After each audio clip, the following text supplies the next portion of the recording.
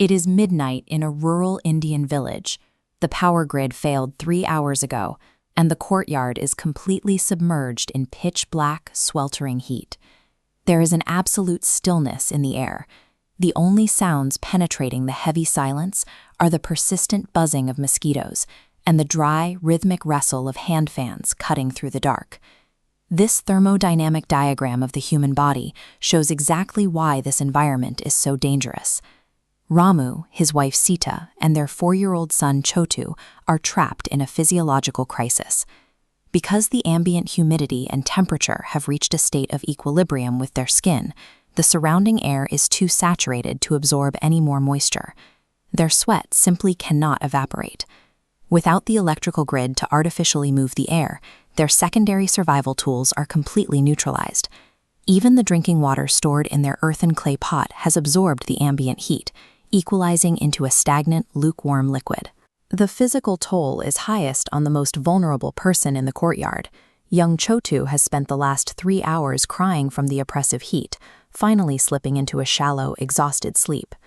When modern mechanical infrastructure vanishes, the illusion of human independence vanishes with it. Without a functioning grid, people are instantly reduced to a state of complete environmental vulnerability. Then a sharp metallic pop rings out. The glass light bulb flares to life, and the blades at the ceiling fan begin to spin. The motorized fan forcibly disrupts the stagnant air, breaking the humidity barrier resting against their skin.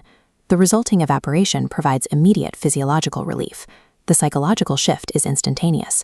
Chotu wakes up joyfully, and a heavy wave of tension lifts off Ramu and Sita as they prepare to finally get some rest. We can think of this mechanical grid as an external life support system. It is highly effective at keeping the surrounding environment habitable, but it operates entirely outside of the family's control. Exactly 10 minutes later, a sudden, loud explosion echoes from the street.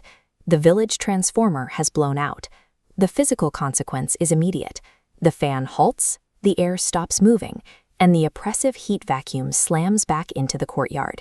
The sudden temperature spike triggers severe psychological whiplash. Chotu, unable to process the abrupt loss of comfort, begins crying all over again. Total reliance on a complex external infrastructure creates a dangerous cycle. It provides temporary relief, only to plunge its dependence into a deeper despair when it inevitably breaks down. With the external grid shattered, Ramu and Sita immediately abandon it and activate a different kind of response system. Ramu gathers his available resources. He strips off his torn undershirt, takes a piece of old dhoti, and soaks the cloth in the remaining lukewarm water from the clay pot. This closed-loop flowchart contrasts the failed linear electrical grid with the family care grid. By manually pumping a fan over a damp cloth, Ramu replaces the broken electric fan. He uses physical labor to force the evaporative cooling process the power station couldn't sustain. Sita recognizes the physical cost of this labor.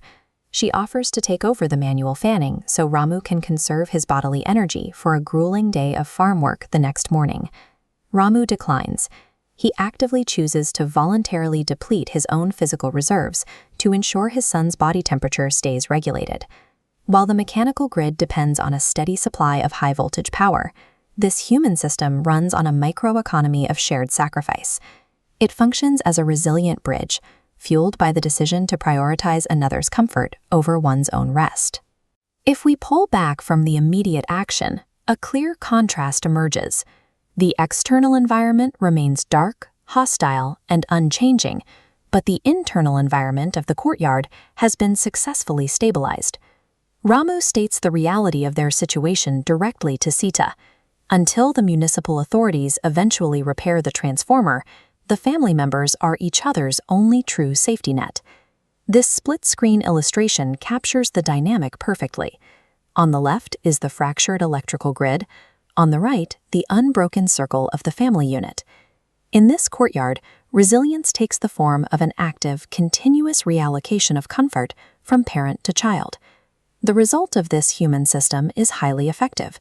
By neutralizing the external threat with internal labor, the entire family is able to peacefully return to sleep. Modern infrastructure offers powerful, wide-scale convenience.